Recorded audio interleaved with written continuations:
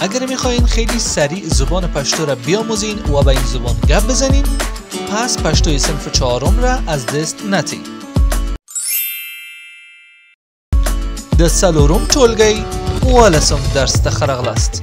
با درس هفتم از صنف 4 زبان پشتو خوش آمدید.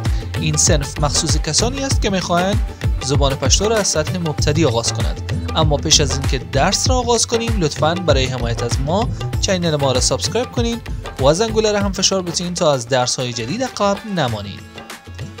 غنم، گندم، موخه، هدف، د متن سم لوستل، صحیح خواندن متن، لیکل نوشتن او د غنمو پیژندل و شناختن گندم.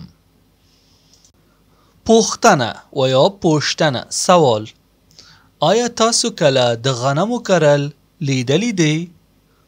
آیا تا به حال شما رشد و یا کشت گندم را دیده اید؟ د غنمو کرل به معنای کشت و یا رشد گندم. غنم یو ګټور نبات دی چې زموږ د خوړو لویه او ارزشناکه برخه جوړوي.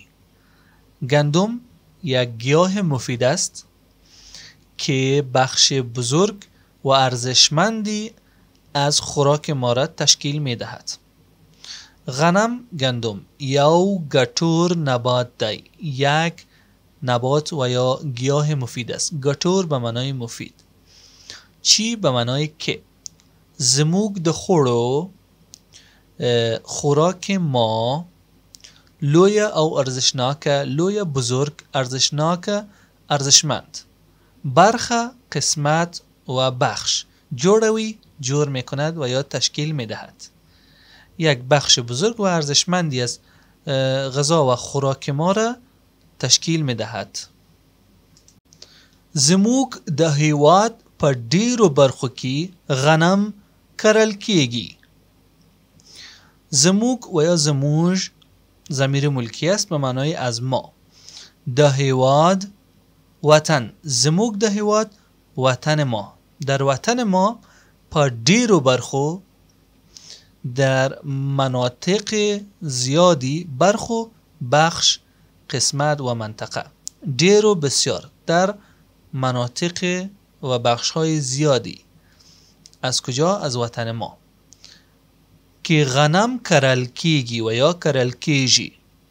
گندم کشت می شود. کرل کیگی به معنای کشت می شود، رشد می کند. گندم در بسیاری از مناطق کشور ما کشت می شود. کله چې غنم له ځمکې څخه ترلاسه شي، وقتی که گندم از زمین به دست بیاید، کله چی به معنای وقتی که، هنگامی که غنم، گندم له ځمکې، له به معنای از، ځمکې، زمین، څخه ترلاسه شي، به دست بیاید، بیایی په ژرنده کې اوړه کوي. بعد از آن را در آسیاب آرد می کنند. بیایی یعنی که بعد از آن، سپس. په ژرنده در آسیاب، ژرنده آسیاب، اوړه کوي، آرد می کنند. سپس آن را در آسیاب آرد می کنند. له خمیره کیدو وروسته ورڅخه ډوډۍ پخیږي. بعد از خمیر کردن آن، از آن نان پخته می شود.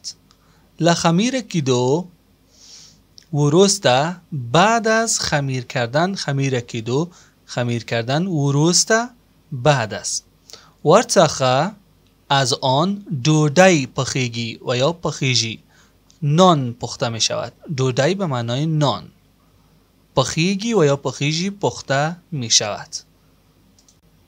غنم ډیر ډولونه لري، لکه سره غنم، سپین غنم او نور، چې هر ډول ځان ته خصوصیات لري. گندم انواع مختلفی دارد، مانند گندم سرخ، گندم سفید و غیره، که هر کدام، که هر نوع خصوصیات خاص خود را دارند. غنم ډیر ډولونه لري. غنم انواع مختلفی دارد. ډولونه، انواع. لری دارد. لکه ماننده، سره غنم گندم سرخ، سپین غنم گندم سفید او نور و غیره. چی هر ډول که هر نوع ځان ته خصوصیات لري، خصوصیات خاص دارند. ځان ته خاص خصوصیات لري، ویژگی و خصوصیات دارند. موږ په کرنه کې له خپل کورنۍ سره مرسته کوو او خپل درسونه هم لولو. ما در کشت زراعت خود همراه خانواده خود کمک میکنیم و درس خود را هم میخوانیم. موږ په کرنه کې ما در کشت خود له خپل کورنۍ سره همراه خانواده خود، خپلی به معنای خود، کورنۍ خانواده، خپل کورنۍ خانواده خود، سره همراه، له خپل کورنۍ سره همراه خانواده خود مرسته کوو، کمک میکنیم او خپل درسونه و درسهای خود را هم لولو، هم میخوانیم. لولو، کوو، اینها همه با واو ختم شده چرا که اول شخص جمع هست. اما چون صحیح خواندن متن یکی از اهداف اصلی این کتاب است، یک بار دیگه این متن مهم را میخوانم چرا که نیاز داره که یک بار دیگه خوانده شود و لطفاً با دقت گوش کنین و آهسته آهسته همراه ما تکرار کنید. غنم یو ګټور نبات دی چې زموږ د خوړو لویه او ارزشناکه برخه جوړوي. زموږ د هیواد په ډیرو برخو کې غنم کرل کیږي. کله چې غنم له ځمکې څخه ترلاسه شي، بیا یې په ژرنده کې اوړه کوي. له خمیره کېدو وروسته ورڅخه ډوډۍ پخیږي. غنم ډیر ډولونه لري لکه سره غنم، سپین غنم او نور چې هر ډول ځان ته خصوصیات لري. موږ په کرنه کې له خپل کورنۍ سره مرسته کوو او خپل درسونه هم لولو. و اما بخش لغات مهم این درس را با هم میخوانیم. لطفاً بعد از من تکرار کنید. غنم، غنم، گندم، گټور، گټور، مفید، لوی، لوی، کلان، ارزشناک، ارزشناک و یا ارزشناک، ارزشمند، برخه، برخه، قسمت، بخش، جوړول، جوړول،